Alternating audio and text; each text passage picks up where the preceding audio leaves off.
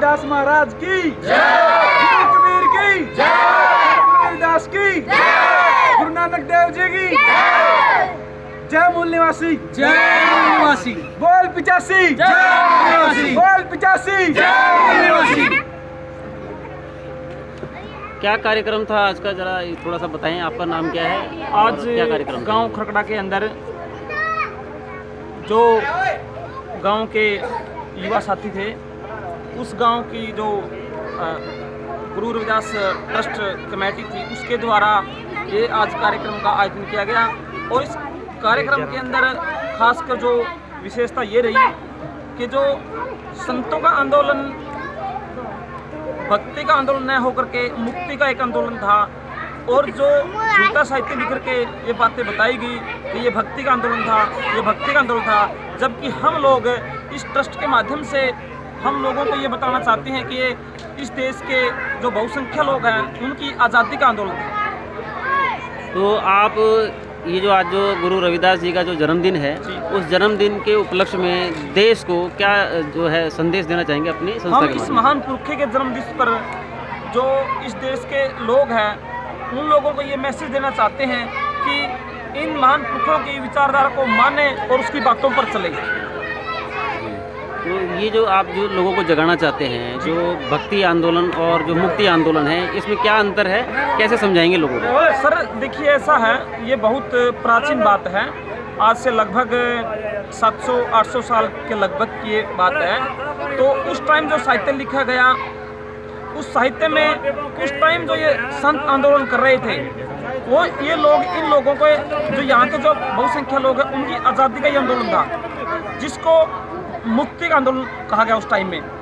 और बाद में जब साहित्य लिखा गया, उसमें ये कहा गया कि इन लोगों के लिए भक्ति का आंदोलन था, जबकि वास्तविकता में ऐसा नहीं था।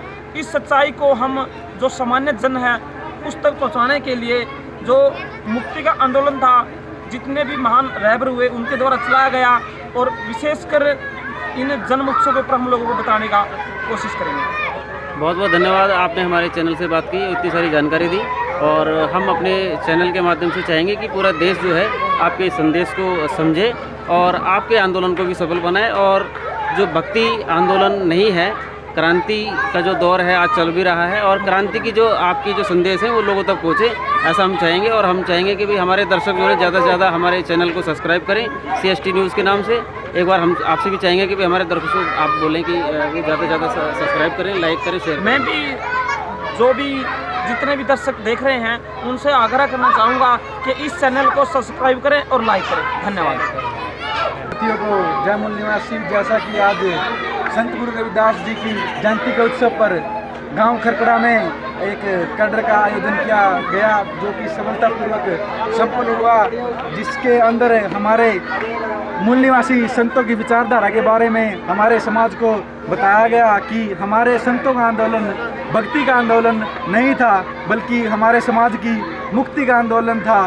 यह समाज को एक संदेश दिया गया। आज से पहले हमें ऐसा कुछ भी सुनने को नहीं मिला। इतनी अच्छी बातें इस कैडर से हमको सुनने को मिली कि जो हमारे संत थे, जिनको हम अपने गुरु आदर्श मानते हैं, उनका मेन उद्देश्य क्या था और हम उनके नाम से समाज के अंदर क्या कर रहे हैं, उनके नाम पर क्या समाज को सिखा रहे हैं। इसलिए जो भी हमने पीछे गुरु रविदास जी के नाम से जो भी विचार समाज को दिए, आगे उम्मीद करते हैं कि जो गुरु रविदास जी के ओरिजिनल विचार थे वही हम समाज में देंगे, जिससे कि जो हमारे संतों का आंदोलन था, हमारे समाज की मुक्ति का, वो सफलतापूर्वक संपन्न हो।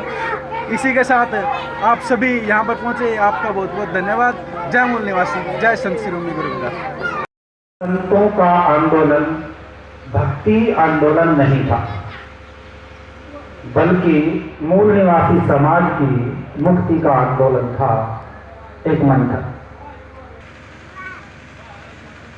लेकिन हर चीज का एक क्रम होता है।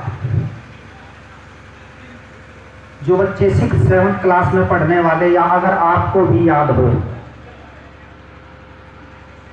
कि विज्ञान किसे कहते हैं, 6ठी क्लास में प्रश्न आता है, क्योंकि विज्ञान सिद्धांत देता है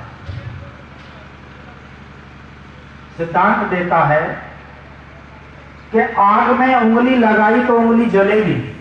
तो साइंस का नियम है ना, गर्म के पास ले जाओगे तो गर्मी का एहसास होगा। गर्मी ट्रांसफर में बहुत सारा ज्ञान समाज से आपको मिला, लेकिन ऐसा हो सकता है कि वो ज्ञान क्रमबद्ध ना हो।